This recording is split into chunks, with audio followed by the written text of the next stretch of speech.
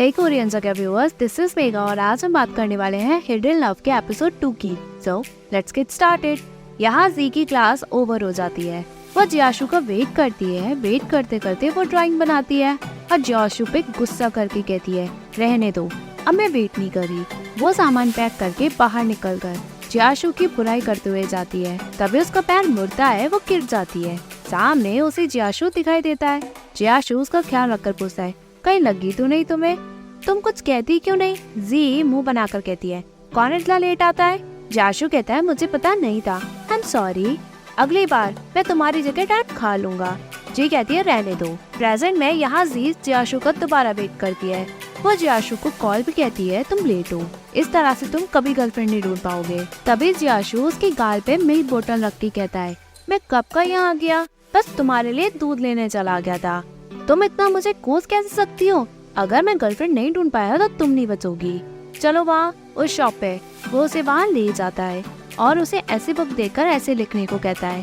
जी book खोलती है और अपनी ड्राइंग देखकर मन में कहती है, अच्छा हुआ उसने देखा नहीं। जी होमवर्क करती है। जियाशु ब्रेकफास्ट लेने चला जाता है। तभी फ्लैशबैक में छोटी जी कहती है, अगर टीचर कंप्लेन करे तो तुम बस एग्री कर देना, कुछ मत कहना, अगर हम पकड़े गए तो हम गए।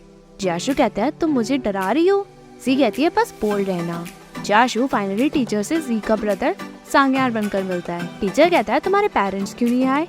जियाशु कहता है, उन्हें काम आ गया था, इसलिए उन्होंने मुझे यहाँ भेज दिया। दोनों सांगजी की बातें करते हैं। टीचर कहता है, मुझे उसके रिजल्ट में कोई प्रॉब्लम नहीं है क्योंकि वो टॉपर है, बस उसे सही एटीट्यूड की जरूरत है। जैंगचू जी से पूछता है, तुम्हारा भाई इतना लंबा और तुम इतनी छोटी? जी कहती है, कोई प्रॉब्लम है क्या? जैंगचू कहता है, तुम्हारे टीचर इतना लेक्चर देता है। जी कहती है, हमेशा से सेम ही है। टीचर शिकायतों की पुल बांधता है।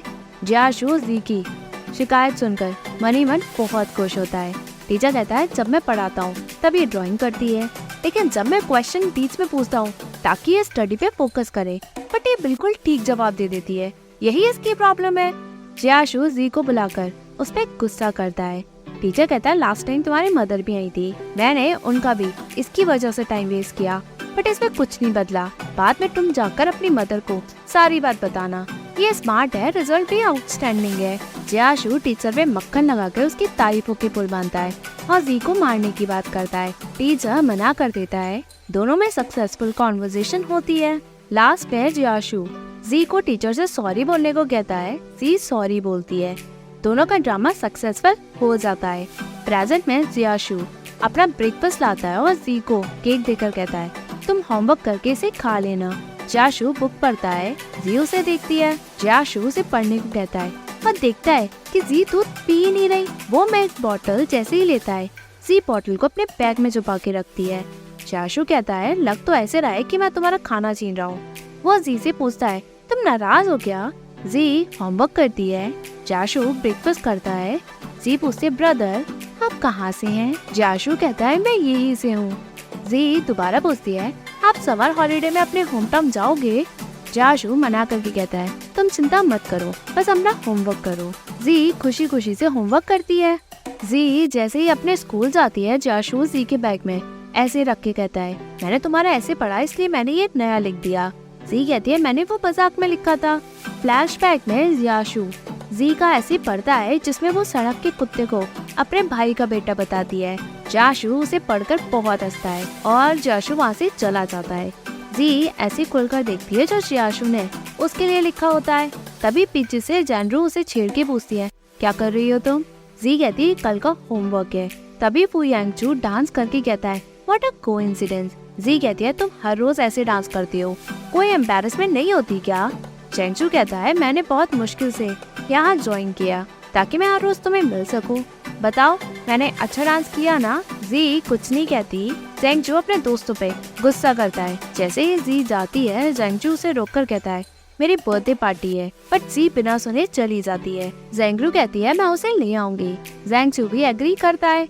जी सीट पे बैठकर मिल्क टेबल पे रखती है। तभी जैंगरू उससे जैंगचू की बात करती है। तभी वो मिल्क बोतल देख के कहती है, तुम्हें तो दूध से एलर्जी है, तुम पी क्यों रही हो? जी मना करती है, तभी क्लास स्टार्ट हो जाती है। जी यहाँ खुश होती है। जी जैसे ही घर लौटती है वो दूध को फ्रिज में रखने का सोचती है, बट वो वापस अपने बैग में रखकर अपने रूम में जाकर वो बोतल निकालकर सोच में पड़ जाती है। तभी वो ऐसे पढ़ती है जो जियाशु ने उसके लिए लिखा होता है।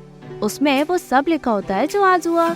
जी पढ़ के कहती है, ये तो छोटे बच्चे लिखते हैं। उसमें जियाशु, यान, फॉक्स डॉल की सारी बातें लिखी होती है। वो लेटर पढ़कर खुश होती है और अपने पर्स में रखती है। बाद में वो जियाशु का नंबर सेव करके उसे मैसेज करती है, मैं जी हूँ। जियाशु का हेलो मैसेज आता है। जी उसे देखकर मन ही मन बहुत उछलती है। वो फॉक्स लेकर ड्राइंग बनाती है। तभी मदर उसके लिए ग्रेप्स लाती है और दूध देखकर कहती है, तुम इसे नहीं पी सकती? जी कहती है, मैं नहीं पी रही। मदर ले जाने की जिद करती है, बट जी भी मिल्क बॉटल नहीं देती। वो बाथरूम में बॉटल ले जाती है। तभी जी का फादर आता है। मदर बॉटल वाली बात फादर को बताती है और जी से कहती है, हम इस वीकेंड अपने फ्रेंड की शादी में जा रहे हैं, तुम चलोगी क्या? जी मना करती है। तभी फादर कहता है, मैं यान को तुम्हारे साथ रुकने को कह दूंगा। जी फिर भी मना करती है। मदर कहती है, हमें तुम्हारी चिंता होगी। फादर कहता है, मैंने तुम्हें क्या याद रखने को कहा? फाइनली जी मान जाती है। फादर कहता है, मैं यान को समझाऊंगा कि वो तुम्हें बुली ना करे। जी कहती है, वो नहीं मानेगा। मदर कहती है, मैं सब देख लूंगी। पेरेंट्स वहाँ से चले जाते हैं। जी जियाशु के फ्लैशबैक देखकर ड्राइंग बनाती है। जी ड्राइंग में लिखती है 17 सितंबर थर्सडे। उसने मुझे बोला कि वो दोबारा मुझसे मिलकर बहुत खुश हुआ। यान घर आता है और चिल्लाता है, तुमने गेट क्यों नहीं बंद किया? वो उसे पूरे घर में आवाज लगाकर ढूंढता है, बट जी कहीं नहीं होती। यान टेंशन में होता है और कॉल लगाता है। सामने जी सोफे के साइड में लेटी होती है। यान पूछता, तुमने कॉल क्यों नहीं उठाया? वो उससे फोन छीन के पूछता है, हम खाने जा रहे हैं, तुम चलोगी?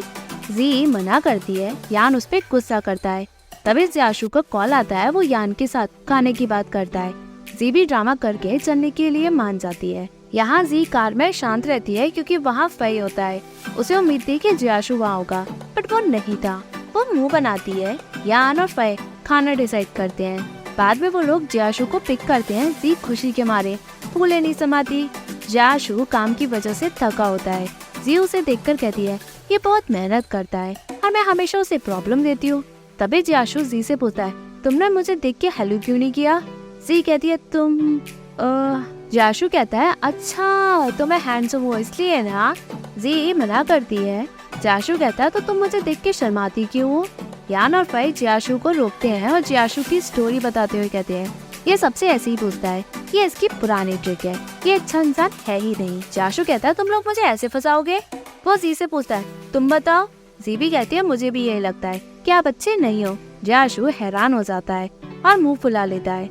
जी उसे सीक्रेटली देखती है। वो लोग फाइनली रेस्टोरेंट पहुँचते हैं। सभी वहाँ उतरते हैं। यान कहता है, मैं कार पार्क करके आता हूँ।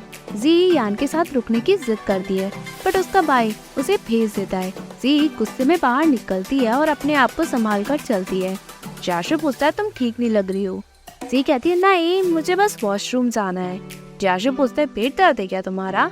जियाशु फई को आगे जाने को कहता है और जी के साथ चलता है। पीछे से जियाशु जी के कपड़े गंदे देखता है। वो उसके पीछे चल के उसे प्रोटेक्ट करते हुए आगे बढ़ता है। फाइनली वॉशरूम आता है। जियाशु पूछता है, तुम्हें कुछ चाहिए?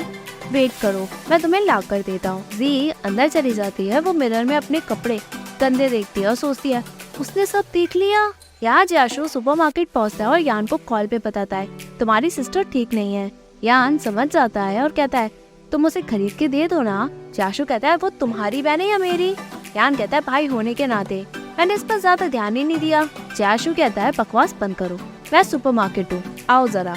यान और जियाशु दोनों साथ मिलकर सैनिटरी पैड खरीदते हैं। जियाशु साथ में एक डार्क स्कर्ट भी खरीदता है क्योंकि उसने जी के कपड़े गंदे देखे थे। यहाँ जी वॉशरूम में दर्द में होती है। वो पूरे इंसिडेंट को सोचती है। तभी एक लेडी उसे सामान देकर कहती है, इट्स ओके, ऐसा टाइम सबके साथ आ जाता है, एम्बैरस मत होना। जी पैंट और सैनिटरी पैड देखकर कहती है, वो उसे फेस कैसे करूंगी? जी चेंज करके जैसे ही बाहर निकलती है वो वहाँ यान को पाती है और वो मुंह बना लेती है। यान पूछता है, क्या हुआ? जी कहती है, मुझे एम्बैरस फील हो रहा है। यान कहता है, किसने कहा? वो उसे अपने साथ ले जाता है। सभी वहाँ पहुँचते हैं। वही पूछता है, तुम लोग कहाँ रह गए? यान कहता है, इसे खेलना था, वापस ही नहीं आना चाहती थी, जीत ही नहीं पाई तो रो रही है। फई कहता है, मैं हेल्प करूंगा तुम्हारी। जियाशु जी को देखकर उसके लिए गर्म पानी लेने चला जाता है। यान और फई डिशेस ऑर्डर करते हैं। यान जी को रोककर कहता है, मैं तुम्हारा ख्याल नहीं रखूंगा, अगर कुछ हुआ तो। वही कहता है ट्रीट मैं दे रहा हूँ, कोई बात नहीं। यान कहता है इसे बीफ और मटन से एलर्जी है। ये सब बातें जियाशु सुन लेता है। वही भी जी को खाने के लिए मना करता है। जियाशु जी को गर्म पानी देता है। जी पानी पीती है और जैसे ही जी खाने जाती है, जियाशु डिश में से मटन और बीफ निकालता है। एपिलॉग में दिखाया जाता है जब यान और जियाशु जी के लिए सामान ले आते हैं, वो बाहर वेट करते हैं। तभी एक लेडी वॉशरूम में जाती है। यान उसे सामान अंदर जी को देने को कहता है।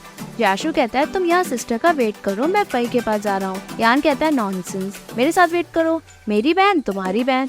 जियाशु कहता है तुम बेवकूफ हो, अगर उसने मुझे यहाँ देख लिया तो वो ऑकवर्ड फील करेगी और एक्सक्यूज भी ढूंढ लेना कि हम फई को क्या कहेंगे।